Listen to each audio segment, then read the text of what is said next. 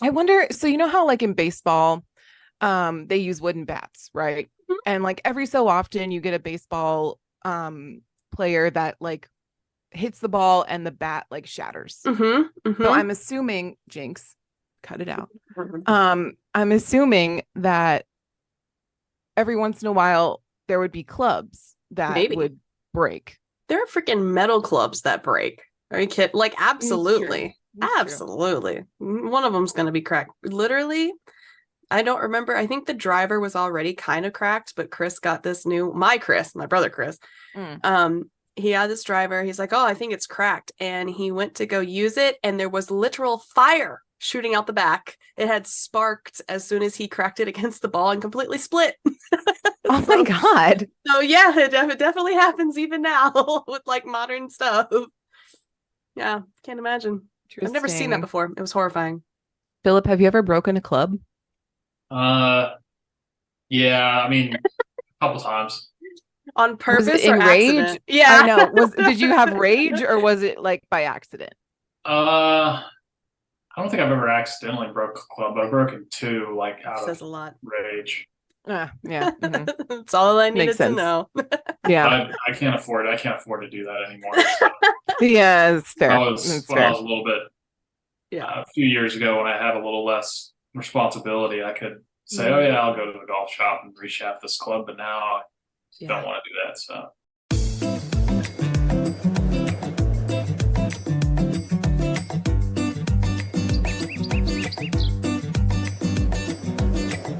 Hello, everyone, and welcome to the show. I'm Blair. And I'm Kirsten, and we are Mediocre Content. And we are not alone today.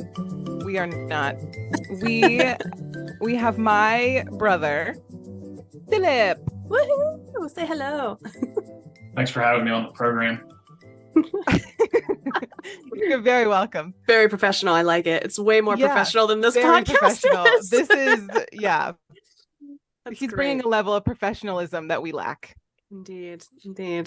But also, he's a very important person. And at this moment, he may or may not have to jet, but we're going to like keep him in as long as we can and hold him hostage here until his job says we can't anymore. So enjoy it while you can, people. Yes. Philip, why don't you tell the people about yourself?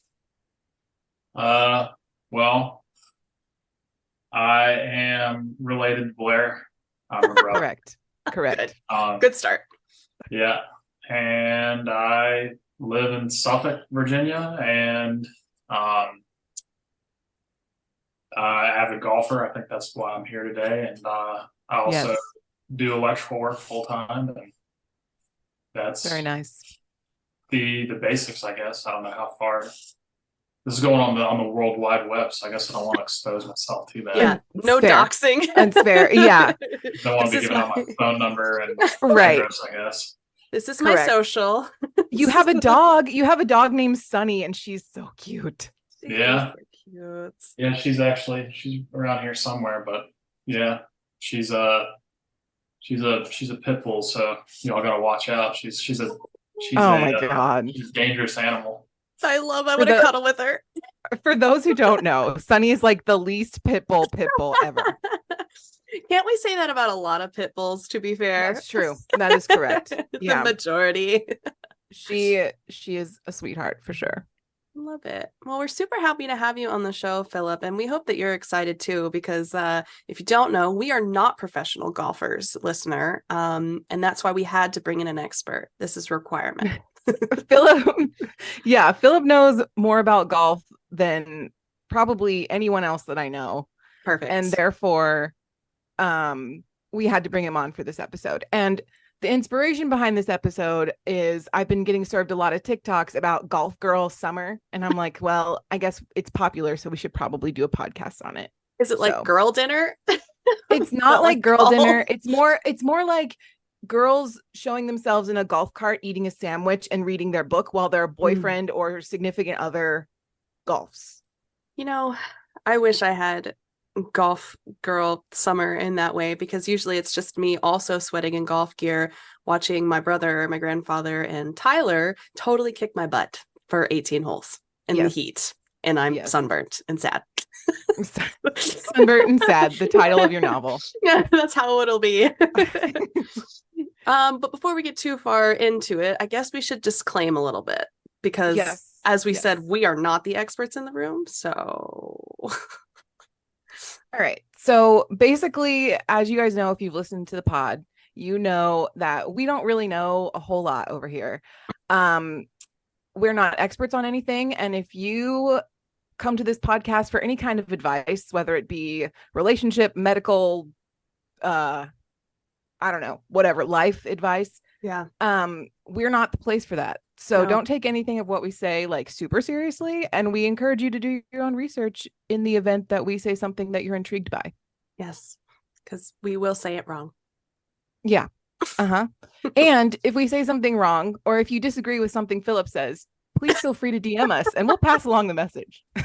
Yeah, come for him though, not us. Yeah, we not don't know what we're doing. We've already said that. He's the expert.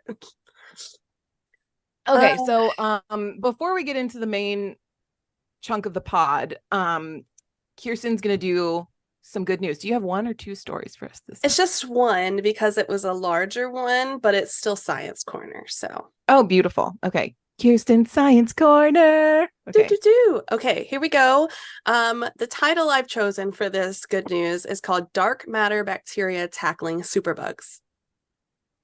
And I feel like that's easy to understand. It sounds terrifying. It is, it is horrifying, but also super fantastic. So if you don't know, just a little bit of background, superbugs are what we're currently dealing with in the medical world, where they are bacterium that are severely resistant to everything that we currently have in the world of antibiotics, which is causing a lot of problems for people who are trying to, I don't know, get rid of it. And so what they've done is created a new drug called clovabactin, and it's been created out of what is being called dark matter bacteria, which, rather than being a research term, was created by the press to suit the mysterious origins of the bacteria and potential future drugs like it, which could represent an urgently needed new font of antibiotics. I thought that was an interesting word to use New there. font? I was like, oh, you know what? I'm going to keep it in. It's interesting. Not new species, new font. New font, instead of Comic Sans, it's Times New Roman. I don't know. I don't know either. So scientists in the US managed to grow the bacteria out of a morass of life, cleverly coined bacterial dark matter, which is in quotation marks, due to the fact that it was based on a life form that cannot be cultured in a petri dish. So that's really why they make it sound like doomsday, but they just can't. It's just not from a petri dish. Yeah. Oh. So 99 how do you do it then? Oh, I'll tell you. Oh, okay. I'll tell you. All right. I don't think I can recreate it, but I can tell you how they did it. Okay, great. All right. I don't have my lab set up. So 99% of all bacteria are similarly unculturable and could not be grown in laboratories previously, hence the moniker dark matter, because 95% of the universe is made up of dark matter and dark energy. I don't know where they're getting that metric from, so don't quote me on that either. This is from an article. Yeah. The new drug was discovered from bacterial dark matter found in sandy soil from North Carolina, which is in the States for those outside, and developed by an international team of researchers alongside the company Novo Biotic in Boston. The company stated, "We urgently need new antibiotics to combat bacteria that become increasingly resistant to most clinically used antibiotics," which is what the superbug is, and that's why it's a huge problem. Clovabactin is different.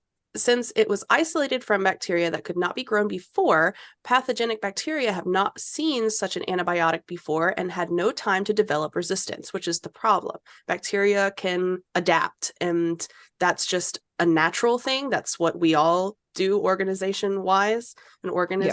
Sorry. Bacteria do it much quicker though, just because they're single-celled most of the time, so it's easier for them to like replicate. And that also means, based on natural selection, those that have the genes that can be resistant to these antibiotics usually carry it forward. And now you've got this huge collection of potential superbugs that are all resistant to that, and they all carry the gene for it. Yeah. So that for an example of a superbug would be something like staph or like C. diff. If you're in the medical field, you know exactly what that is. Gross. It's so sad. It's disgusting. But they use staph in this. So this is what's fantastic. So pathogenic bacteria have not seen it. They're not able to develop resistance to it. And so clavibactin successfully attacked a broad spectrum of bacterial pathogens in mice, including the so-called antibiotic resistant staph, or Staphylococcus aurealis, if you want the scientific form. Cute. It targets not just one, but 3 different precursor molecules that are all essential for the construction of the cell wall and envelope-like structure that surrounds bacteria. The cool thing about this, though, is not so much that it can attack this bacteria where other antibiotics have failed. It's that it has zero interest in the human membrane cells at all. And so presumably the clavibactin would selectively damage those bacterial cells and target them, but are not toxic at all to human cells.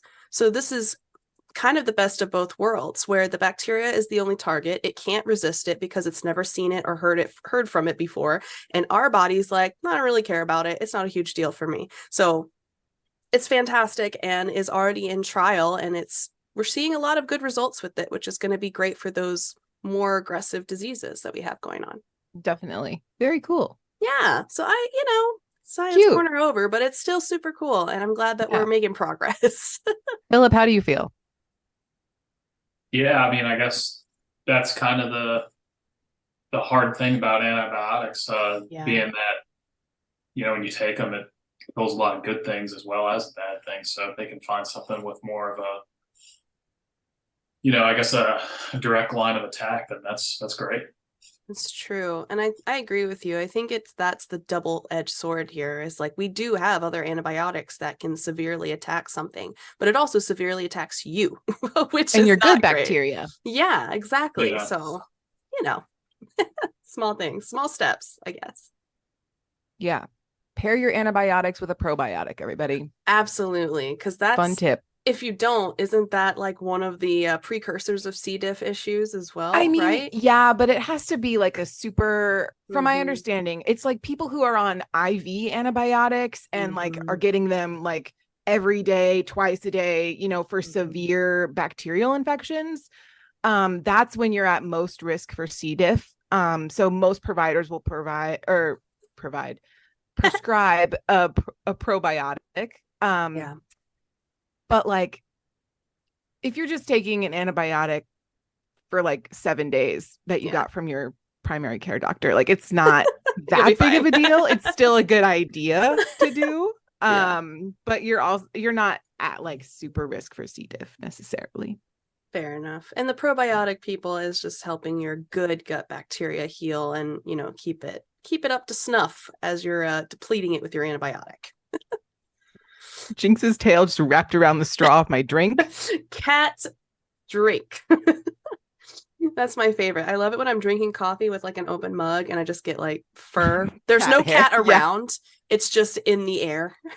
Yeah. Gonna have a hairball after this. It's fine. I'm sure it happens with dogs too, right? You just, the Sunny shed a lot. It's Sunny, right? Yeah. I mean, it's just, and the worst part is like we tried to clean out the back of our car earlier this week and cleaning it out with the shop vac. We have like a seat cover. And I was cleaning that with the shop vac, and then like the vacuum doesn't even pick it up sometimes. So you got to go in there with like a lint roller.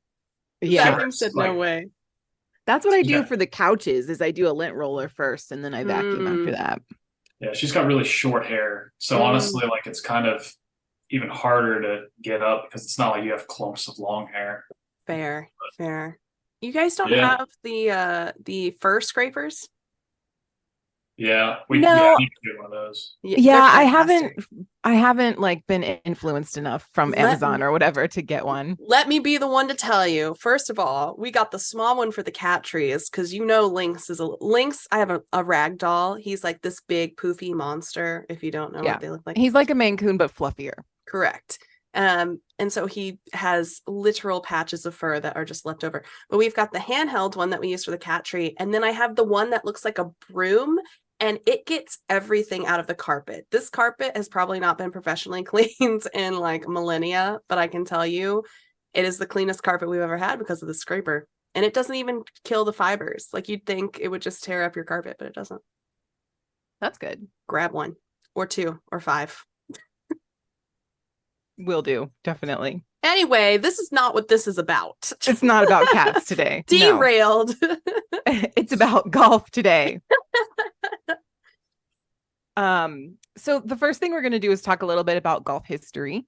And Philip, feel free to chime in at any time if you have any thoughts about this. I just kind of pulled from a couple different articles, as we normally do here. But we'll talk about the origins of golf, and then in the second half, we're going to talk a little bit about golf, the golf community, if you will. Yeah. So we'll see. Okay. So golf originated from a game played on the eastern coast of Scotland in an area close to the royal capital of Edinburgh. In those days, players would attempt to hit a pebble over sand dunes and around tracks using a bent stick or club. It sounds much more difficult the way they used to do it, to be Absolutely. honest. During the 15th century, Scotland prepared to defend itself yet again against the invasion of the Auld enemy, which is basically just England, for those who don't know. The nation's enthusiastic pursuit of golf, however, led many to neglect their military training, so much so that the Scottish Parliament of King James II banned the sport in 1457. So if you ever had any doubts that the chokehold that golf has on people, it's insane. You know that it led people to neglect their military training before they went to war. Business trip is just business trip. Yeah, I got this war thing going on, but we're going out for a niner later. Right. Bring your beer. Do people call it a niner? Is that a thing? I don't know. I just made it up. I'll talk else. I don't know. I've never heard that before. No, I don't know. All right. Although people largely ignored the ban, it was only in 1502 that the game gained the royal seal of approval when King James the fourth. Girl, I don't know Roman numerals. I don't know. I think it's the 4th. IV is 4, right, Philip? Yeah, it's 5 minus 1. Okay, good. Okay, cool. All right. That's why we have the expert in the room. Yeah. So King James IV of Scotland became the world's first golfing monarch. So he started the trend in the royals. Nice. The royal circles. The popularity of the game quickly spread throughout the 16th century. In Europe, thanks to the royal endorsement, King Charles I brought the game to England, and Queen Mary of Scots introduced the game to France when she studied there. The term caddy derives from the name of her French military aides known as cadets. That's cute, actually. Yeah. Mm-hmm. Yep. So one of the premier golf courses of the day was Leith near Edinburgh, which hosted the first international golf match in 1682. When the Duke of York and George Patterson, representing Scotland, beat 2 English noblemen. Whoa. Uh-huh. Mm-hmm. Get it. Yeah. Wait. Whoa. Are they still using sticks and pebbles? I think so. Interesting. Actually, I think it says up here, they advanced to like feather stuffed balls. Oh, yes. Oh. And then like wooden clubs, I think. I got you. I don't know exactly what year. It might say in just a few minutes. That's fair. Jinx, I swear. It's really turned from like Jinx stream to Jinx pod to I know. He's the official TikTok. mascot now, I think. He He spends the most time of all the cats. And like his tail gets in my mouth and then I get fur in my mouth and it's just not a good time. Disgusting. Do you know where that tail has been? Disgusting. In the litter box for sure. Ugh. Yuck. Okay. Moving right along. The game of golf officially became a sport when the gentlemen golfers of Leith formed the first club in 1744. And they also set up an annual competition with silverware prizes. Now, I'm assuming they mean Like cutlery? silver, not cutlery. I think they mean like silver, like those big silver prize plates that they win at like Silverwares. yeah, like Wimbledon, stuff like that. But it Okay. sounds like they're giving out forks and spoons. Honestly, if it's real silver, I don't know if I could complain. Fair, especially at that time period. I mean, 1744, silver must have been very valuable. Absolutely. The rules for this new competition were drafted by Duncan Forbes, rules that even now sound familiar. For example, if your ball comes among water or any watery filth, you are at liberty to take out your ball and bring it behind the hazard and teeing it. You may play it with any club and allow your adversary a stroke for so getting out your ball. Philip, how many balls have you sunk in the water? A lot. Oh, Me too. Does that sound familiar to you? Does it sound like proper old English? Is that how they still write the rules? No, I mean, it's kind of funny because I don't know, I guess a running joke that is in the golf community, especially like the people who, I don't know if this is like a appropriate comparison, but the people who run golf it's kind of like the United States government. It's just ran by a bunch of people who are perfect, really, really old. Really, really old. Yeah. Old golf. So no, it's not written like that anymore, but it's actually it's ironic that you say that. It'd be funny if it was. It would be super funny. I think more people would play if it was written like that. They could pretend that they were, British or something. Pretending at the Renaissance fair. Yeah. I mean, yeah.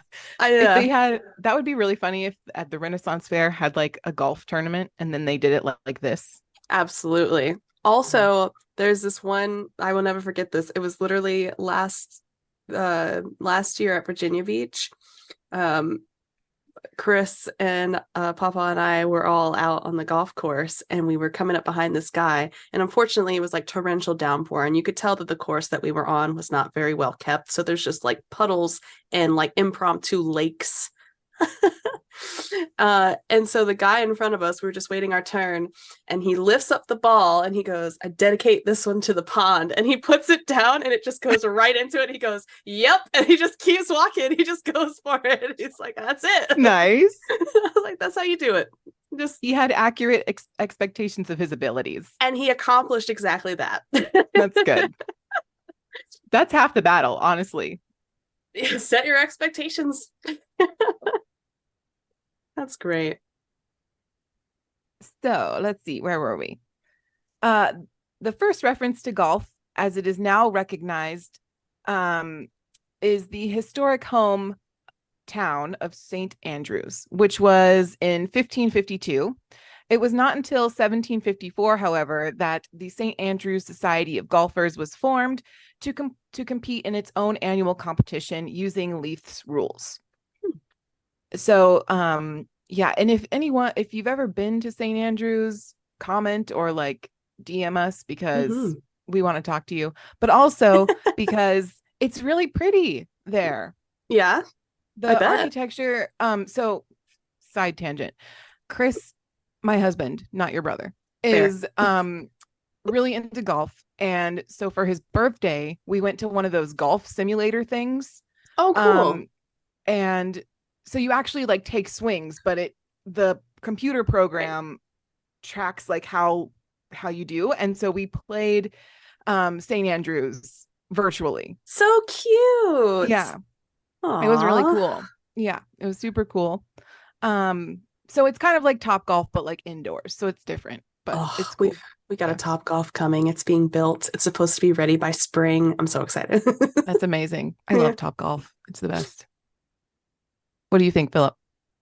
Going back to the St. Andrews talk, you might have to verify this for me, but I think that it's really like a college town.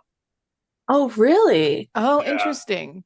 Okay. I think, like I said, but no, I would love to go. Actually, I've heard even if you're not a golfer, St. Andrews is a great place to go. It's fun. And, great scenery. That's awesome. And like you said, the architecture, and I think the town is just a really fun town to be in. That's cute. If it is a fun town, that makes perfect sense if it's a college town, because there's got to be fun stuff for the I kids. think Yeah. that's real. That's what I was saying. Like I said, I'm totally guessing here, but I think that's literally all that's there is like the golf course and then the college there. I don't think there's much else. I think it's pretty rural. I Easy mean, the golf peasy. course looks pretty, like there's not a lot of stuff next to it. You know what I mean? Oh Like, yeah, it is. So like where it says St. Andrews provides a unique location for a very special university. Wherever you walk around, you're reminded of its rich and colorful history with buildings both ancient and modern. cute. Yeah, that's Very adorable. nice. And the Yeah. pictures look amazing. It's just a really pretty place. Yeah. I've always wanted to go to like Scotland and Ireland and that kind of area. Mm-hmm. All right. So the first ever 18 hole course was constructed at St. Andrews in 1764, establishing the now recognized standard for the game. King William IV honored the club with the title Royal and Ancient, which is kind of a diss, low key, in 1834. Mm-hmm. With that recognition and its fine course, the Royal and Ancient Golf Club of St. Andrews was established as the world's premier golf club. I'm sure he meant ancient as in like standing the test of time, but it just kind of sounds like you're an old grandpa. Right. I feel like it's low-key a diss. Maybe. At this time, here we go. At this time, golfers were using handcrafted wooden clubs, usually made from beech with shafts of ash or hazel. And balls were made from compressed feathers wrapped in stitched horsehide. Ew. Cute. I don't like that. Oh. I wonder, so you know how like in baseball, they use wooden bats, right? Mm-hmm. And like every so often you get a baseball player that like hits the ball and the bat like shatters. Mm-hmm. So I'm assuming, Jinx, cut it out. I'm assuming that every once in a while there would be clubs that would break. There are freaking metal clubs that break. Are you kidding? Like absolutely. Absolutely. One of them's going to be cracked. Literally, I don't remember. I think the driver was already kind of cracked, but Chris got this my brother Chris. He had this driver. He's like, oh, I think it's cracked. And he went to go use it. And there was literal fire shooting out the back. It had sparked as soon as he cracked it against the ball and completely split. Oh my God. So yeah, it definitely happens even now with like modern stuff. Yeah, can't imagine. I've never seen that before. It was horrifying. Philip, have you ever broken a club? Yeah, I mean, a couple times.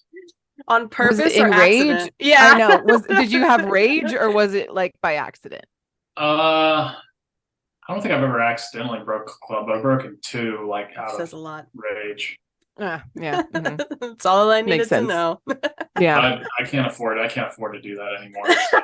Yeah, it's fair. I was a little bit, a few years ago when I had a little less responsibility, I could say, oh yeah, I'll go to the golf shop and reshaft this club, but now I don't want to do that. So yeah, golf is an expensive sport. I will say. Gosh, yes. I'm also more impressed when people do break them on purpose and they like do the break it over the knee thing. I'm like, my knee could never. I would lose the whole cap. Like it'd be gone before the club would crack. That's for sure. Yeah. Oh my gosh. Chris was playing golf this past week and he was playing with a bunch of guys and one of them was a Marine and the Marine like chucked his club and almost hit Chris in the face.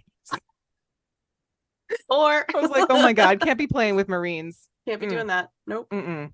Too aggressive. All right. During the 19th century, as the might of the British Empire expanded to encompass the globe, so golf. Oh my. He just really wants to be part of it. I'm so sorry. It's okay. He like stepped on my keyboard and like now I lost my place. And you're okay. You're fine. He just really wants to be part of the show. He's like, you have a guest and it's not me. So rude. All right, hold on one second. I'm gonna kick him out just for productivity's sake, and then I'll be right back. Do you want me to read the next paragraph? I can. Sure. Yeah, you do that. I'll be right back. Okay. So during the 19th century, as the might of the British Empire expanded to encompass the globe, so golf followed closely behind. The first golf club formed outside Scotland was the Royal Blackheath near London in 1766. The first golf club outside Britain was the Bangalore, India, 1820. And then others would quickly follow, including the Royal Curragh in Ireland. I know I spelled that. I know I said that wrong. 1856, the Adelaide in 1870, Royal Montreal 1873, Cape Town 1885, St. Andrews of New York in 1888, and the Royal Hong Kong in 1889. It's amazing. Wow. That's a lot, honestly. And internationally a lot. Yeah. It caught on. The British Empire was vast at that time. Mm-hmm. You're right. They really be trying to take over the world. They do be. We run the world. Wait, who said that? Was that Beyonce? I don't know. That was Beyonce. Ah. The Industrial Revolution of the Victorian era brought with it many changes. The birth of the railways allowed ordinary people, aka poor people, to explore outside of their towns and cities for the first time. And as a consequence, golf clubs began to appear all over the countryside. Mass production methods were adopted to manufacture the clubs and balls, making the game more affordable to the average person, and the game's popularity exploded. Affordable. That's an interesting word for that game. Yeah, right. I don't even think I would say, like, I guess there's more affordable stuff, but like, I don't know if I'd call the sport affordable. I feel like golf, though, was at one point like the royal, like, what is that one where they play on the horses? Polo? Polo. Yeah, I feel like it's very much a country club sport, or at least it was. It's not as much anymore. I feel like more people, I don't know, Philip, what do you think? Do you think it's still kind of like hoity-toity? We have to get a horse to play polo. Yeah. No, but I know. But I mean golf. Truthfully. Number one, acquire a horse. Yeah. I mean, that's pretty, that's asking commitment from a sport. If the number one rule is you need a horse. You're so right. Let me clarify. That's life-changing. That's a little. Can you imagine having a horse climb on your desk during a podcast? You just rent the horse. It's fine. You cannot just rent a horse. They have polo here in New England, and it's everybody wears the sundresses, the sweater over the shoulders, the big old hats. Yeah. Mm-hmm. You know, in terms of golf, I don't know. You still have to wear polos so here. I think what I meant to say is, do you think golf is still like very much that, or do you think? Obviously polo is. I mean, the horse argument is solid. Valid. Yeah.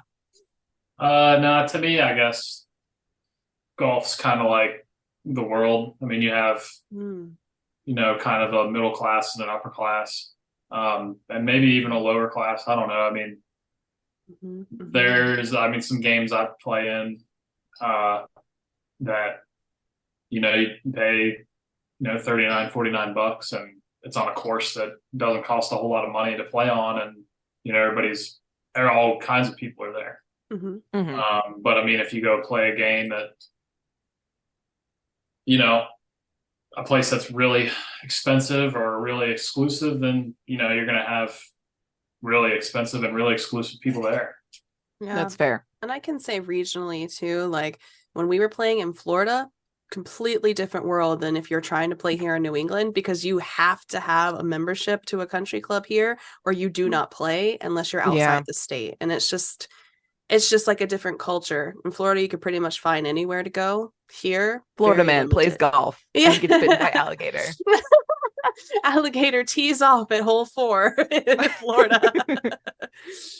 But strokes counts for Florida man though, because he is inside the alligator. Right. Yeah. But to Philip's point too, I mean, you can find a really wide range, and it really, at least from my experience as well, it's very limited, but it really is regional and sometimes like even county wide. Fair. So there's not a whole lot of public golf in New England? Oh my goodness. At least in the state of Rhode Island, there is like a single place, and that's it. Like everything else requires a membership. And there's There's one that I forget who was trying to get Tyler, because we took lessons in Florida and we had a really great time, and we're like, oh, we'll just continue it here. Oh no. Yeah. It's like $5,000 to be a member here at one of the clubs, and you still have to pay a monthly fee as well to like continue to use the facilities and stuff. So it's just, but in Florida, we're just like roll up and we're like, hey, got tea times? And they're like, nah, just go on back. That's nice. That's pretty fascinating. I definitely never would have guessed that. I figured there's public golf. Yeah. They kind of gatekeep it here a little bit, but there's a small state. So as soon as you go to like Connecticut or Massachusetts, which is maybe like 45 minutes to the line, if that, you kind of have, again, the world is your oyster, but it's just like this small little microcosm here in Rhode Island. It's very weird. It's fair. Yeah. I didn't know you took lessons in Florida. That's cute. Oh my God, we had so much fun. And Rachel and her husband, we took them as well. That was hilarious. Super fun. We had a lot of fun. Cool. Yeah, I think we're going to start that back up as soon as we get down there, because I ain't paying $5,000 to do it here. I'll tell you that much. No, not worth it. No. Not worth it. All right. The forerunner to the British Open was played at the Prestwick Golf Club in 1860, with Willie Park being the winner. After this other legendary names of the game were born, such as Tom Morris, his son, young Tom Morris. It's like junior, I guess. What? Young Tom Morris. Yikes. Went on to be the first great champion, winning the event a record of 4 consecutive times in 1869. Wow. The United States Golf Association, the USGA, was established in 1894 to regulate the game. And by 1900, more than 1,000 golf clubs had been formed throughout the United States. With the availability of serious funding through commercial sponsorship, the USA quickly established itself as the center of the professional game. Nice. Yay, capitalism. Today, it is the golf courses themselves that reflect the history of the game, with the U.S. courses presented as beautifully sculptured and manicured landscaped parklands, unlike those in Britain, which are typically rough links courses with bunkers you can hide a London double-decker bus in. Holy cow. Yeah, apparently it's rough over there. I mean, I would say most of the U.S. courses are absolutely gorgeous. Like they're well, all the professional ones, I would say they're very, very well maintained. Even then, though, I feel like there's a standard to have like cut grass. Have you seen the one that's no longer manned but still in business? No. So I just which one? There's a bunch of them. I imagine. I don't know. This one guy, I mean, good old TikTok, right? So there's this guy who goes around and plays golf at like obscure places, and he was going to one, I wish I could remember the state, but basically it's an honor system. I think it's like $5. You put it in the little box. It's completely unmanned. It looks like a desert, like a literal ghost town. There's old carts decaying around the bunkers. There's like huge sand traps, and you're like, oh wait, that's just the green. And you just play. It's completely free. There's nothing, well, not free, but like there's nothing there. It's just the course, and it's completely unmaintained. But he's like, hey, $5 and it's all yours. There's nobody there. That's so funny. Yeah. Oh my gosh. I was like, I don't know if I like it that much to do that, but good for you. Yeah. I mean, I've honestly never noticed a difference between courses, like just watching golf on TV or being forced to watch golf on TV. Like I like the ones in Europe they seem the same, but I don't know. Maybe that's untrue. I don't watch them. You need to be careful, or else the golf community is gonna rise up. Yeah, that you're gonna get Americans and Europeans on you hard. I'm gonna get canceled by the golf community. It is not the same. Yeah. Does it not, or does it, or am I just not paying attention? Well, it's like what I'm sorry, is it Kirsten or Kirsten? It's Kirsten, it's fine. Oh, sorry. So Kirsten was saying that they use the hyperbole of, the bunkers are so deep in Europe that you can put a double decker bus in it. It's because they are. I mean, they aren't that deep, but they're very deep and they have very steep faces, which make them very hard to get out. I mean, every year when you watch the Open Championship, you see, it's like a big like bunker lore of like guys having to chip out sideways, and it's just wreaking havoc on the field.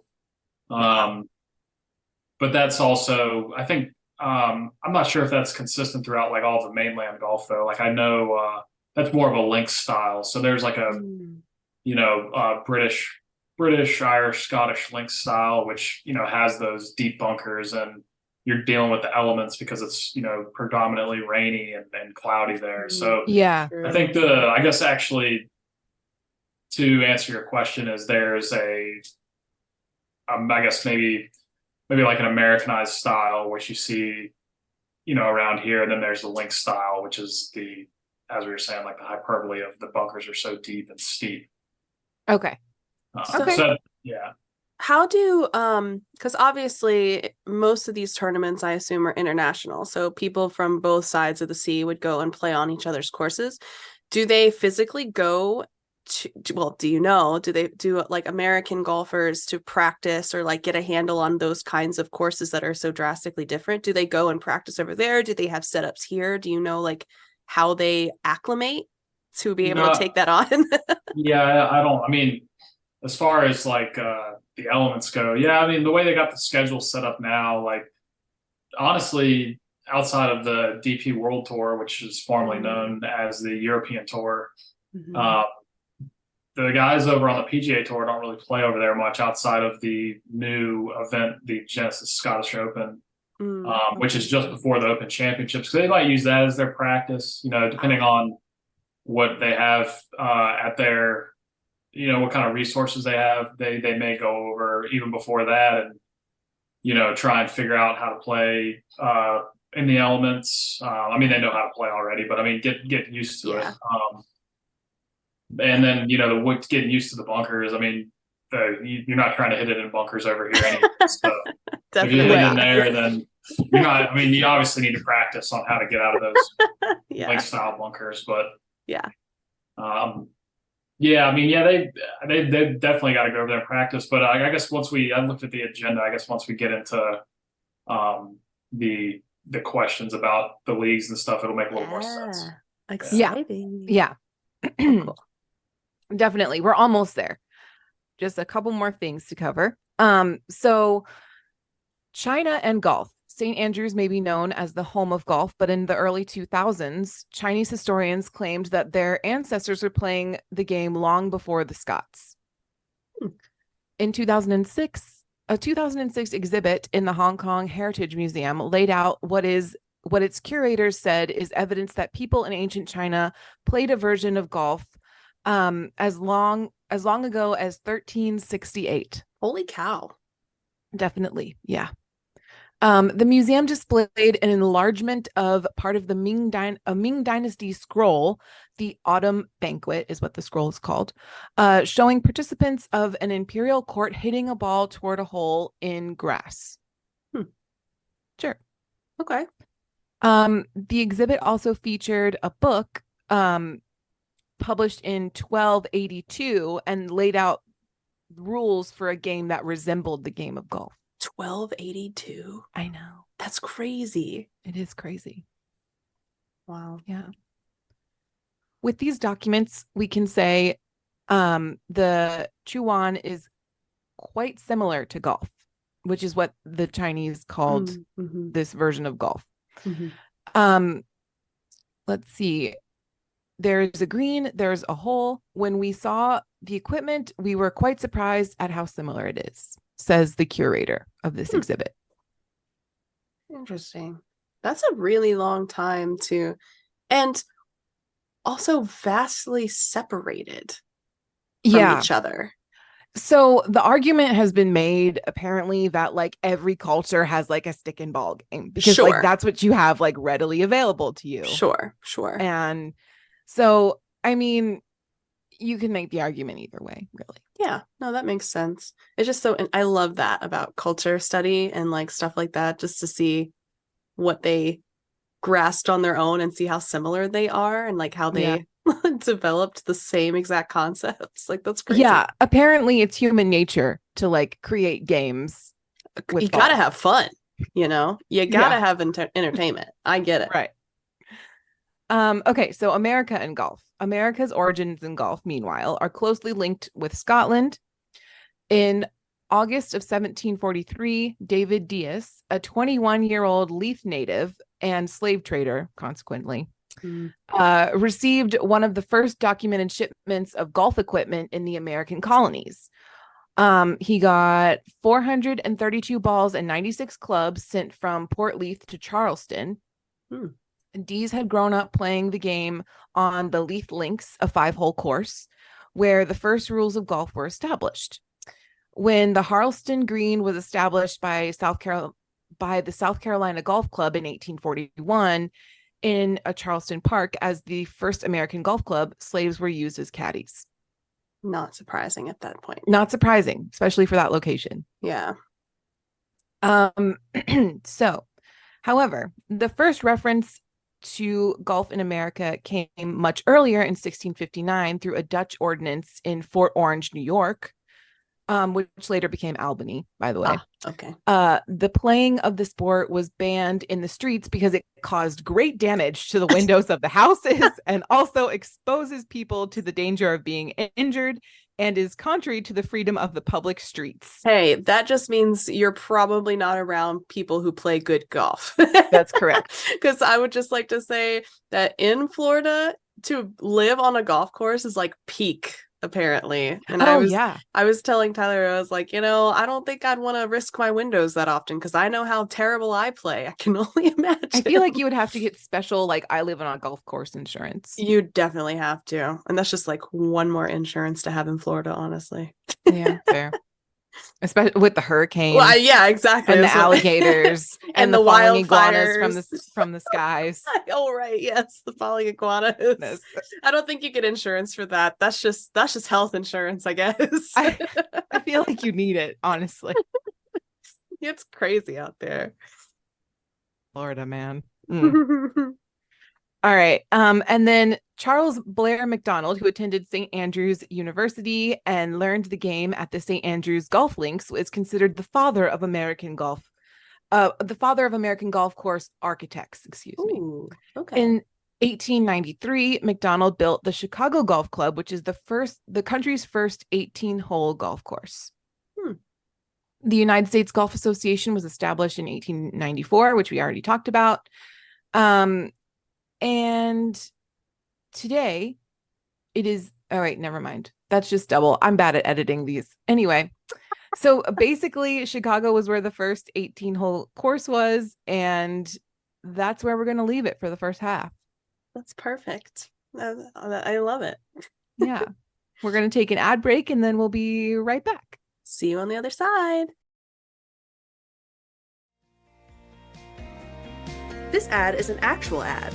However, we will still not be benefiting from this. This is an ad for our Twitch stream. You can watch us do a live podcast every other Thursday. Come hang out and interact with us and maybe catch a Pokemon or two. And maybe, just maybe, learn something. But honestly, the chances are slim. Catch us on Twitch at 6 p.m. EST or 3 p.m. PST, or a different time in a different time zone that is not in the United States. We would love to chat with you and definitely let us know if you are an OG audio listener. Now, back to the regular audio pre-recorded podcast. Cheers!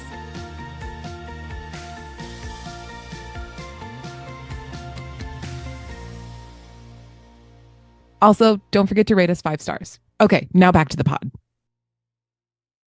Welcome back. What, are we on a game show? Yeah, we are. Philip is the only contestant on the game show. And we're about to grill. Speaking of game shows, Bob Barker just died yesterday. I saw. He was 99 though. It was his time. He was so close. Oh my God.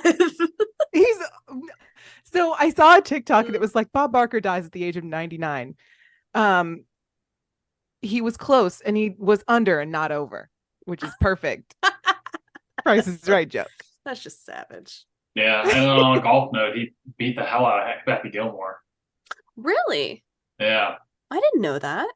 Like in the movie Happy Gilmore. Have you ever seen that? Yeah, that's right. You're absolutely right. Yeah. Mm-hmm. Tyler loves that movie. My favorite part is when I forget what his name is, but he loses his hand to the gator. That's just like the whole thing. I love it. It's the best plot twist in the whole movie. You're like, oh, wow.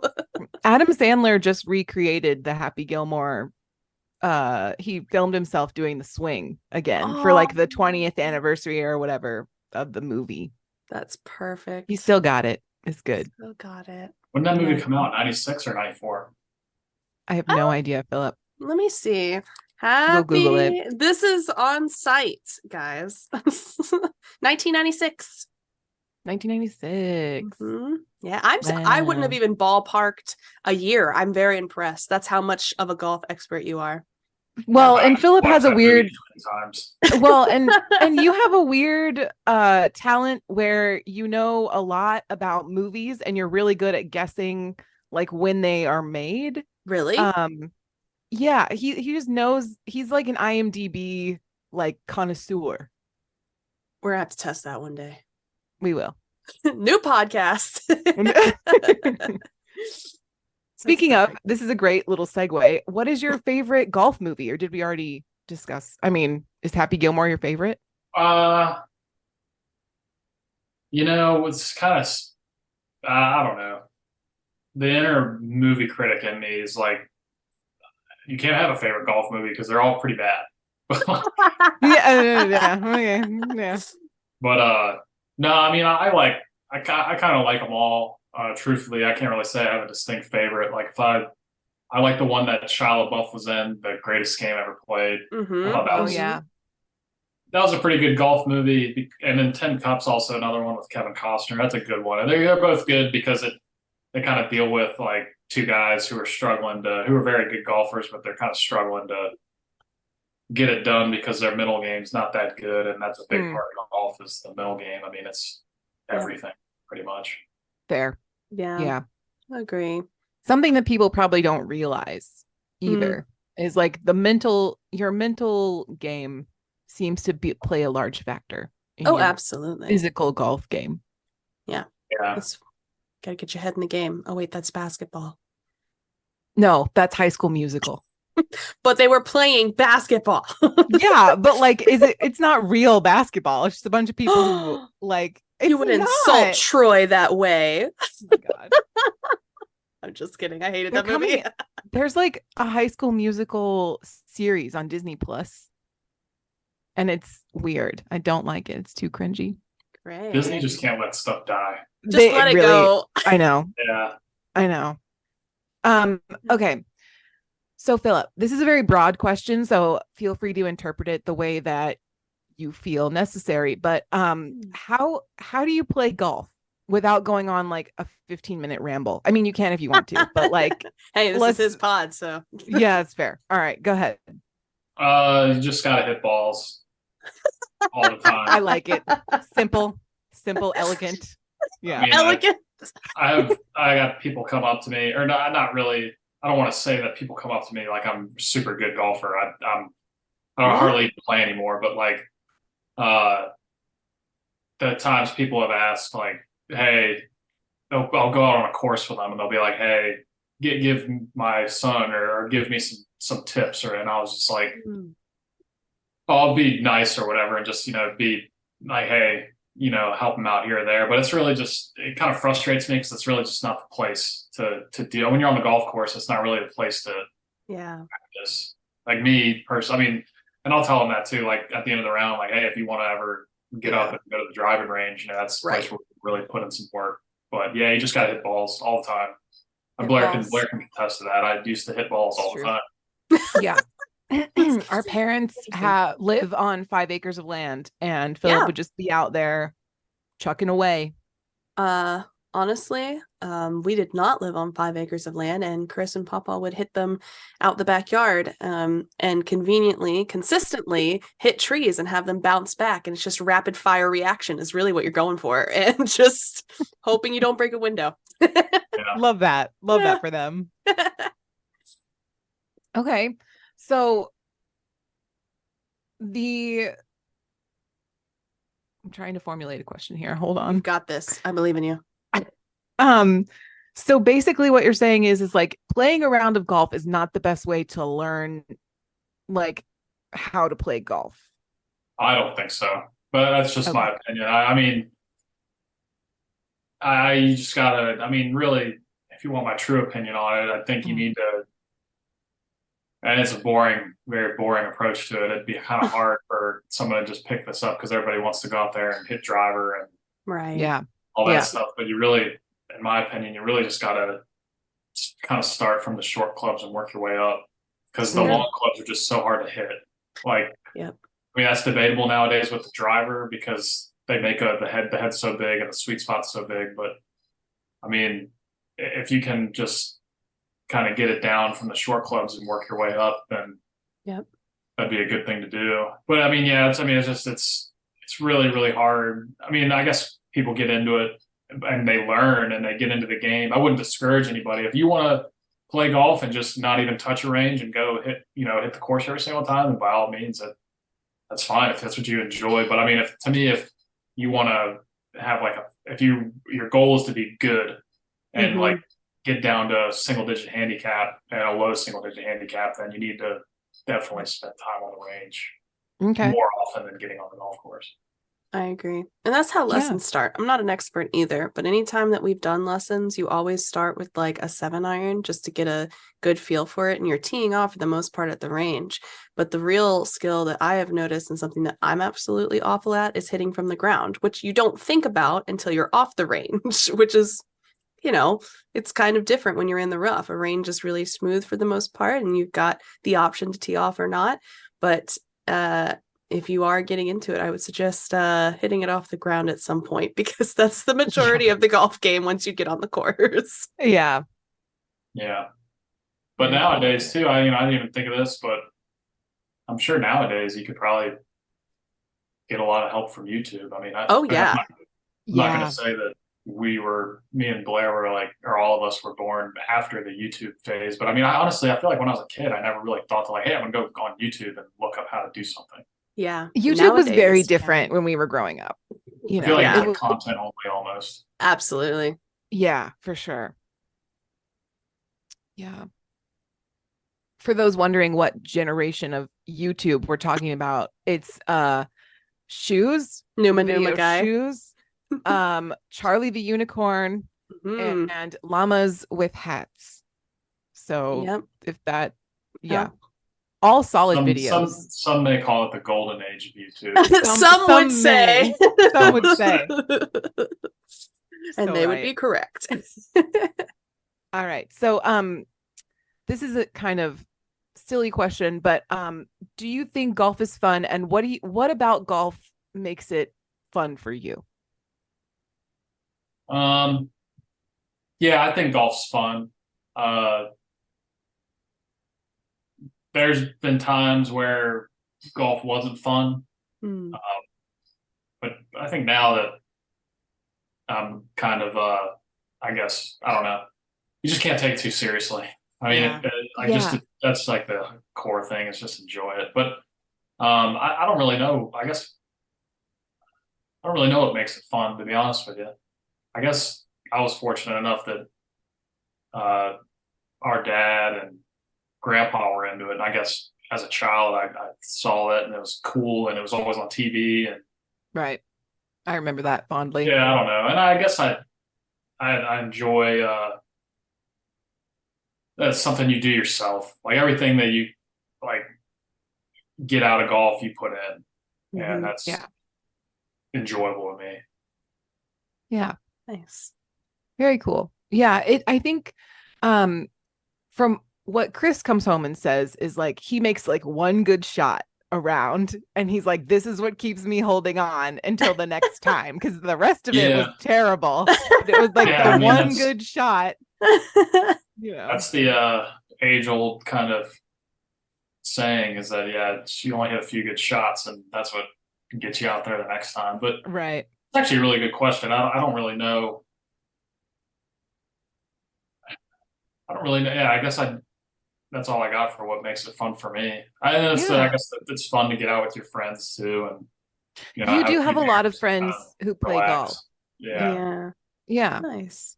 But yeah, I mean, and then competition days were fun. Playing, college golf is fun, and yeah, I mean, it's a good sport. It's fun. Yeah, you're outside. Nature. You can go. Yeah, that's another good point too. Yeah. We enjoy playing with the family too. It's always the weird memories we make, and it's usually when we're at the beach vacation because that's just when we're all together. I destroyed a family of ducks once. Oh God! And that's all they talk about now. Every time, duck murderer. I wasn't even a murderer. Okay, literally.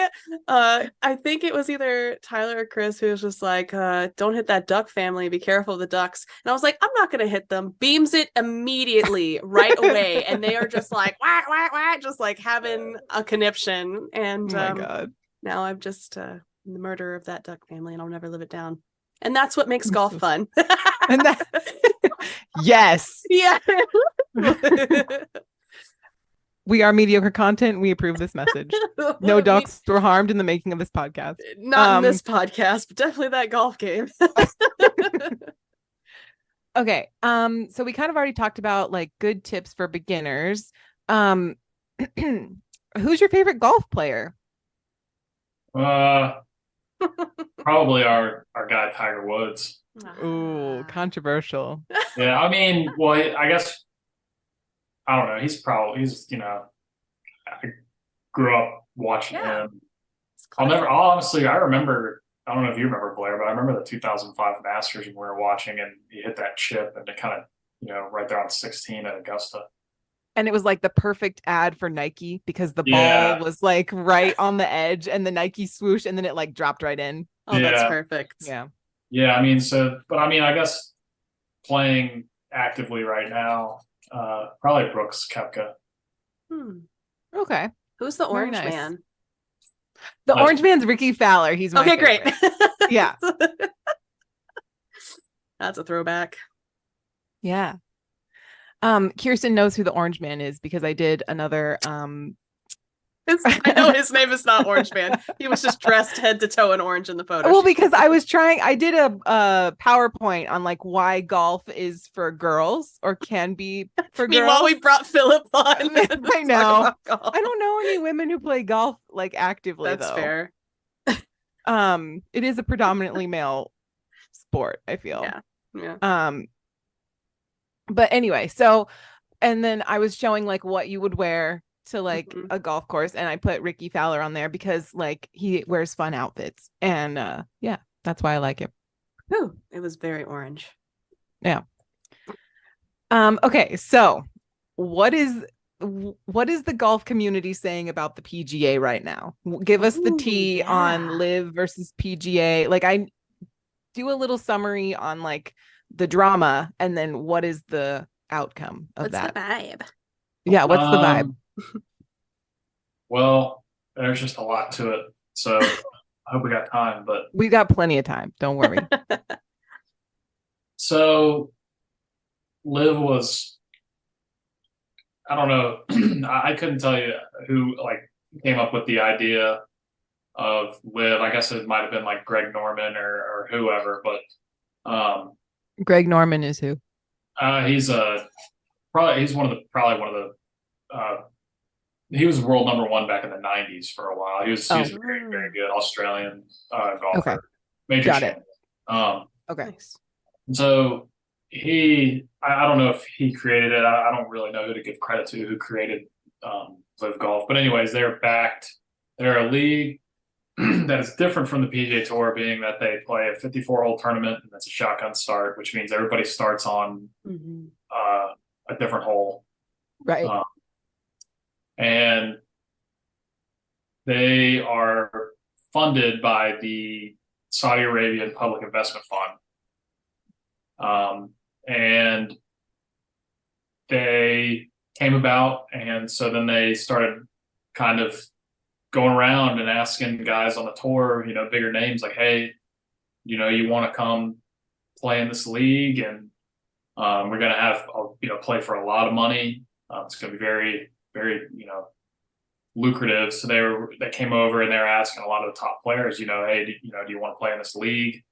And I just don't really know. They were offering them a lot of money, right? Yeah, very lot. I mean, some people had 9-digit offers. Some people had 8-digit, 7-digit offer, big offers. Isn't that poaching? Well, I mean, yeah, it kind of was, but I think the idea that they had that, maybe they could play both, right? So they would play some guys would play live golf, and then some guys would play PGA Tour golf. I think that was kind of the thing, but I think that was kind of the idea. But I think where a lot of the drama came from was, getting involved with Saudi Arabia's money. Fair. Yeah. So I have a question about that. Was Live Golf fully funded by Saudi Arabia, or was it just like one of the donors that got like kind of blown out of proportion? As far as I know, it is solely funded. Like all of that money that you're getting, if you play for Live, you're getting paid out of the Saudi Arabia, out of the Saudi Public Investment Fund. Okay. So yeah, and that's kind of where I think a lot of the drama started out. And once they started kind of rolling out, giving out these offers, slowly but surely guys jump ship. Mm-hmm. And while they're jumping ship, Jay Monahan, the PGA Tour commissioner, made it clear that, hey, if you guys go play for Live, then don't bother coming back. Yeah. In layman's terms, I guess. But yeah.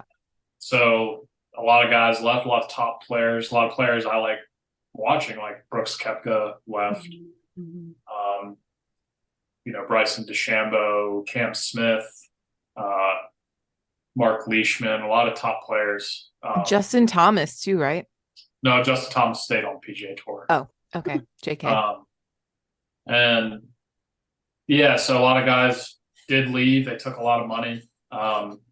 There was even when they came out and said that if you jump ship from the PGA Tour and go over to Live, you're going to be banned. A lot of guys came together and created a lawsuit, and we're going to sue the PGA Tour. Wow. To that, which obviously, I think the media gets really. Media loves a good story. So I think a lot of the guys, they're trying to create all the guys who jump ship to Live are like the villains now. And I don't think that that's the case, but the guys, but I think there is serious beef between the guys on the PGA Tour and the guys who went to Live and then sued the PGA Tour, because not all the guys went to Live hopped on that boat. Right. Okay. All right. So that's really the beef. But however, now as we sit today, I think it was June 19th.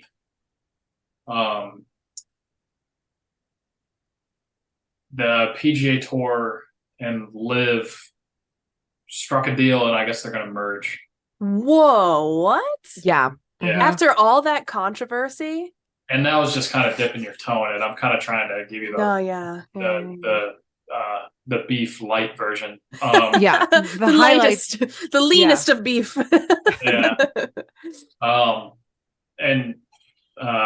So now they're coming up with a merger. They went before a Senate hearing, or they went before the Senate to make sure. I think, I don't really know the ins and outs of what went down with that, but I think it's kind of more I think their new business plan, I think they just wanted to make sure that there's no antitrust violations or anything such as that. But yeah, so they did that, and we're kind of just in limbo right now. Don't really know what's going to happen. Liv's still doing Live stuff. The PGA Tour is still doing PGA Tour stuff, but so the lawyers are actually figuring it out now. Yeah, and from what I've gathered, there's a lot of disgruntled players too, because it's Sure. there was just a lot of bad decisions made by, I guess, I'm not going to say any names in particular because I don't know if it was solely them, but I guess maybe let's just call it PGA Tour management. Yeah. Fair. Yeah. A lot of bad decisions were made because they kind of put themselves in this position to where they had to strike a deal with Live, because I guess a lot of people underestimated Live, and they thought that it would kind of die out after, the divide, I guess. But the thing is though, is like, I don't know anything about the Saudi and Public Investment Fund, but from what I've heard and kind of gathered, I guess, is that there's just unlimited money over there. Like, I mean, it's like, yeah, like they're just, no matter what you do, they're just going to keep pouring money into what they have. I imagine that there's a point when they would stop, just because, yeah, everybody's got their limits, but I think they're kind of had their backs against the wall based off the decisions they had made on the PGA Tour side. So, right. So are you saying that the PGA Tour like essentially got bought, or is maybe in the process of getting bought out by Live? Well, that was kind of the initial reaction. So there's a ton of memes. I don't know if you guys are big Office fans, but there's a ton of memes where it was like Live's the Michael Scott Paper Company and the PGA. Yeah. That's what it sounded like at first, and it might end up being something like that. But I think, I'm glad this isn't like an official golf podcast, because I don't have I don't have any like hard facts, but I think based off of what I've seen, like the guy who is the chairman, I don't know his full name, but I think his first name is like Yasser. I think that he got himself a seat on the board, I guess, of the PGA Tour, and that was kind of that's like the way the new business plan is going to be. I think he's going to be a member of the board, and I don't know. It's kind of depressing, honestly. Like not depressing. Yeah. It's just like it's depressing. I don't really care about, me personally. I don't really care about a lot of the way things are handled, like outside of the golf. But it is depressing, like thinking that the sport is just like, it's not even like, it's almost like the news hadn't even been about the sport lately. It's just all about these conflicts, and as a fan, that's hard to watch.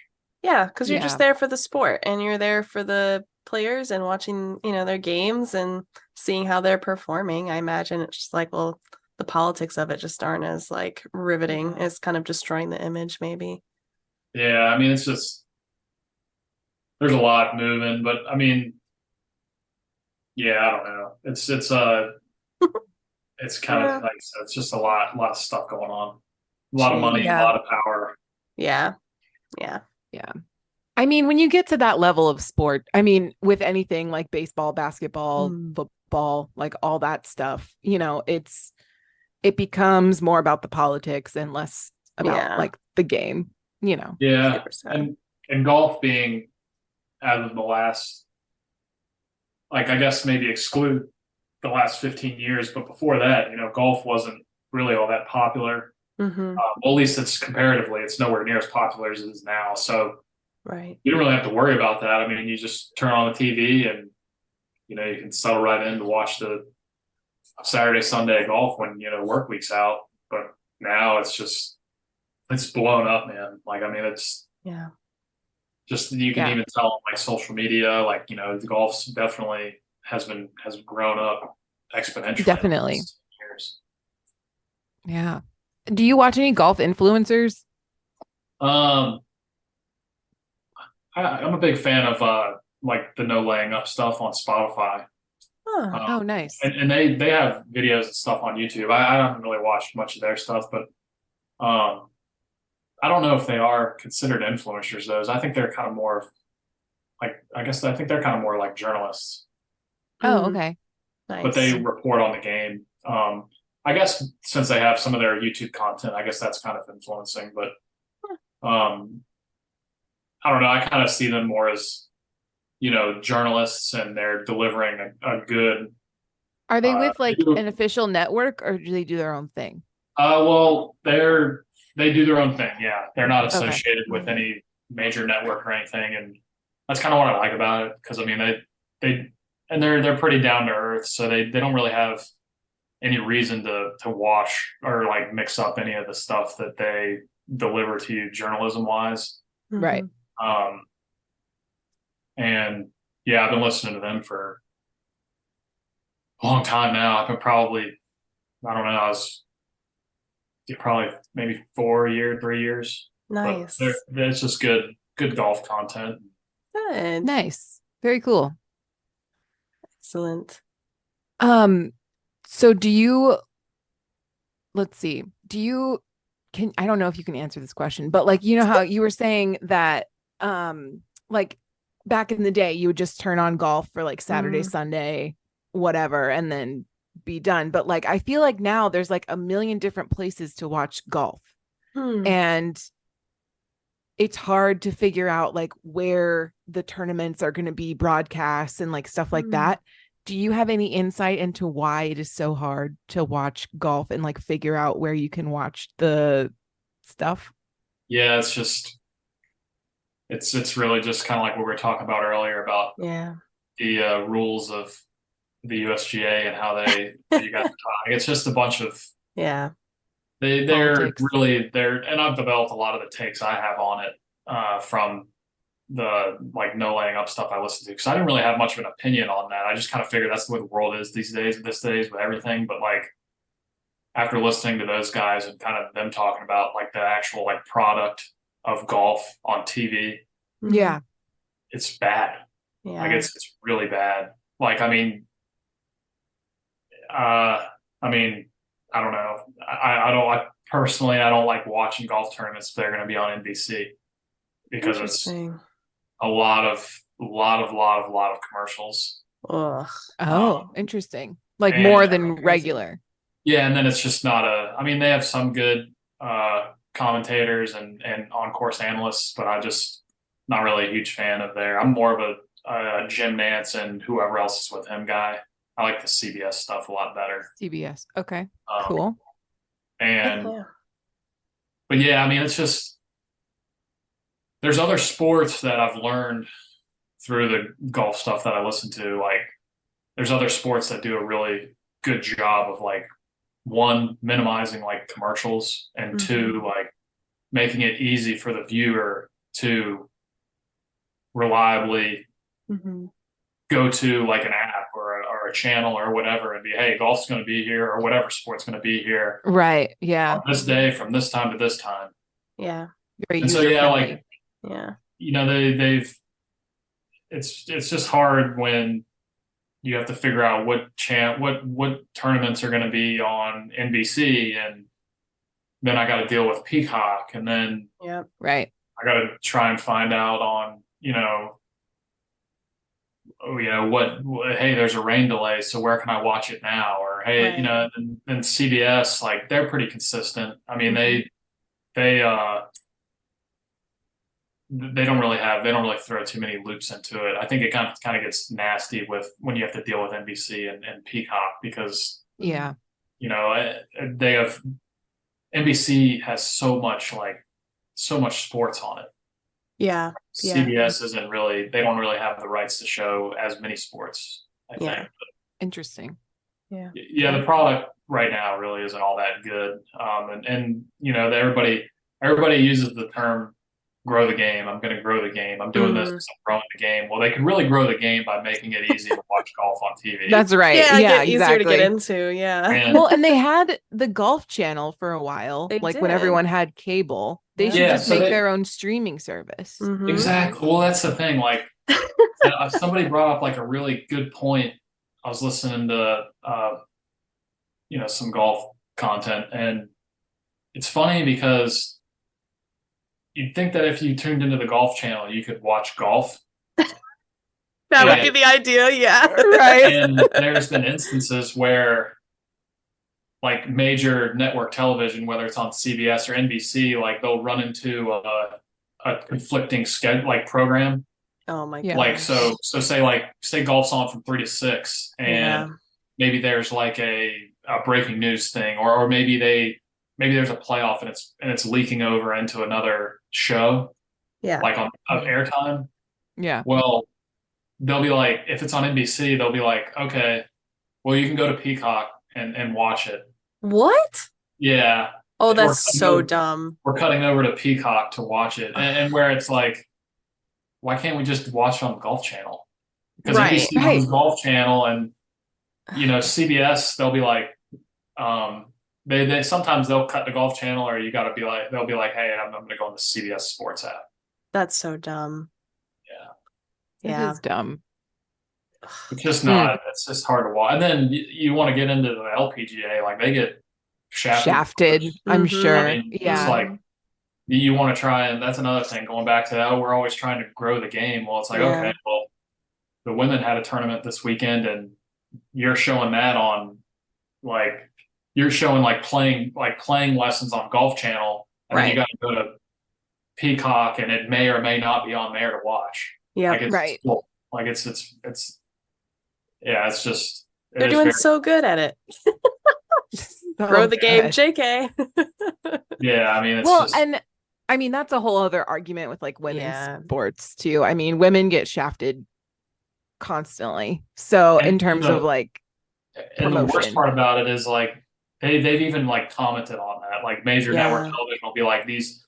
I think they were using a catchphrase one time where it's like women are worth watching. I think it was for like a whole like WNBA, LPGA, and all that stuff. Mhm. And they Mhm. broadcasted this like blanket like statement, and then very next thing you know, Yeah.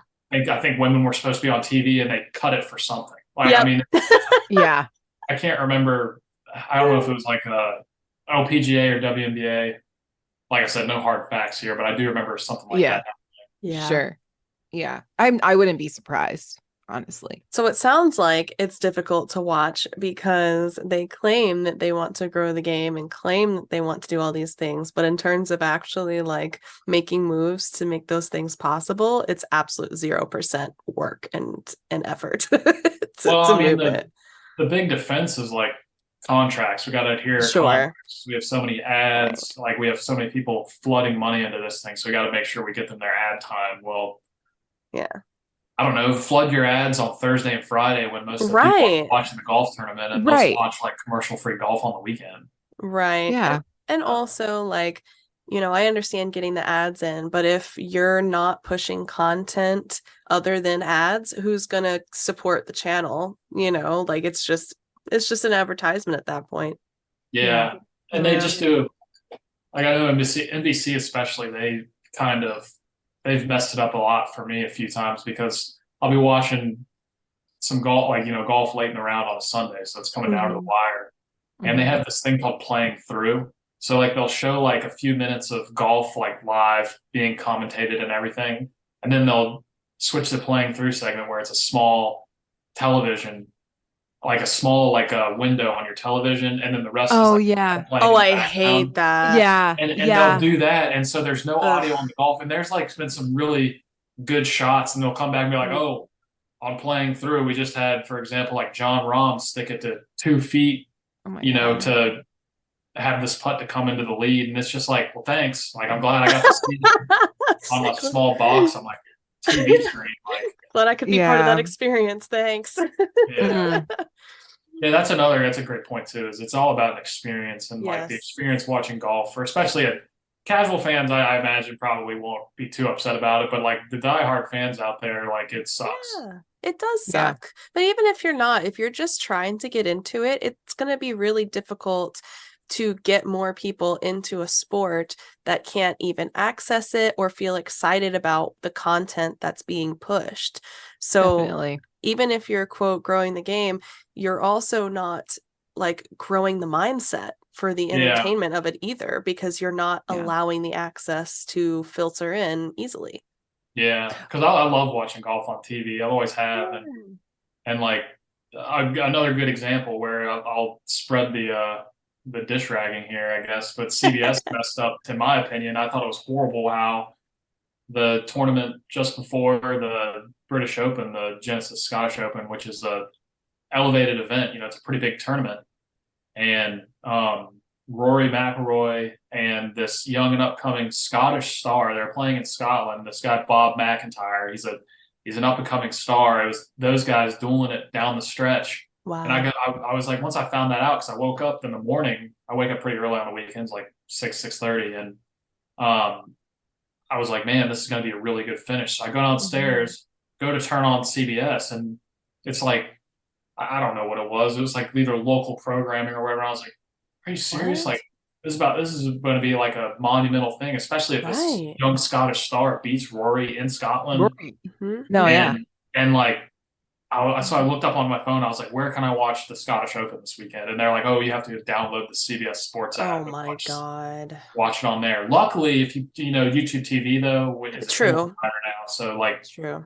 You can go in on there and watch it, and it's free. But I was just like, so hard to get to, man. Like some people, like I would bet you, like everybody outside of maybe even like a percentage of the diehard fan base, I'll bet you everybody outside of that who's a casual fan would be like, oh, I'm just not going to watch it. Right. Well, yes, because you have to jump through 40 hoops just to even begin to figure out how to watch it. Yeah. Jeez. Yeah. It's so funny though. I mean, I feel like not the advertising, but like the powers that be in golf feel like the audience of golf is still like older men. And I don't think that that's necessarily true anymore. I think a lot of like young people want to get into golf, and like we like our content to be accessible. So yeah, but the other factor in that is it's not even accessible to those that used to watch it. My grandfather, Papa, used to watch it on TV all the time. But now, if they can't even access it on their used to be channels, what are you supposed, like, nobody can watch it. Like, even to Philip's point, the average person is just going to be like, well, it's too difficult. I'm just going to go do something else. Like, I'm trying to imagine your grandpa just like getting on the tablet, downloading CBS Sports app. I mean, and it just seems excessive. I'm pretty sure he uses our Disney Plus, so he could probably figure it out. That's fair. Good. Oh my God. What good things. I know. Okay, so to end on a lighter note, so Philip, what is your favorite golf club to hit, and why?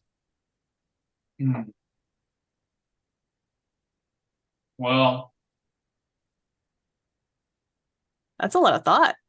Yeah, I guess you can pick two if that makes it easier. Yeah, it's probably situational, right? My favorite, I mean, I guess just what I get the most enjoyment out of. Sure. Yeah. Maybe. Yeah. I mean, everybody loves hitting driver, I guess. Like, it goes the furthest. It gets probably the most satisfaction. I like hitting driver, and then I like hitting long irons too. My 3, 4, 5, 6 iron. Nice. Just because I don't know, I got a pretty good long iron game. Nice. And I kind of take pride in that. Very nice. Very cool. So yeah. Nice. So what do you, not to put you on blast, but like, what do you hit normally? Like, what is you're gonna let him put his score out there like that? Yeah. Tell the people. I don't know. I guess I can, like I said, I hardly, I mean, I just, my golf has slowed down to like a snail's pace. So I got on my handicap, my the SGA, Virginia State Golf Association app, like my 20 scores, my last score on the list is from February 21st, 2022. So 20 times ago was last 2022 early, but my scoring average on there out of my 20 scores is 78.3. Wow. That's awesome. That being said, that being said, that I played in the club championship for our social club like a couple weeks ago, and I shot 90. So dude, I don't even want to hear it. There's not a single golf course I've ever been on where I haven't been over 100, and I just want to say that with the most confidence. It's still fun though.